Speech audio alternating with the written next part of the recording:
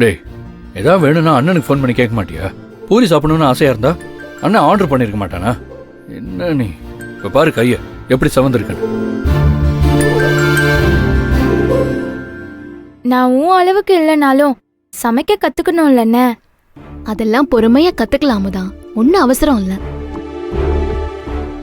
இனிமே அண்ணி உனக்கு டெய்லி சமைச்சு கொண்டு வர, ஓகேவா? டெய்லியா? அது சரி.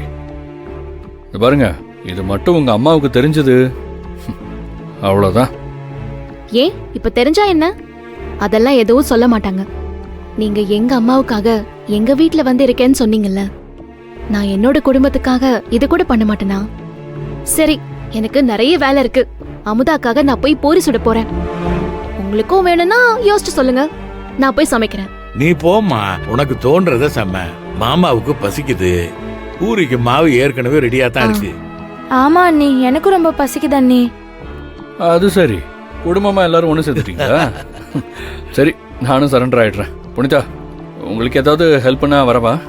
கண்டிப்பா தேவைப்படும். அண்ணே, என்னைக்காவது நான் கிச்சன்ல இருக்கும்போது ஹெல்ப் பண்றேன்னு வந்திருக்கியா? அப்பா, அண்ணனை பாத்தீங்களாப்பா? அமுதா, என் போன்ல சார்ஜ் கம்மியா இருக்கு, நீ கொஞ்சம் சார்ஜ் மட்டும் போட்டுடுறியா? சரிங்க அண்ணி. சரி மாமா, நான் போய் சமைக்கிறேன்.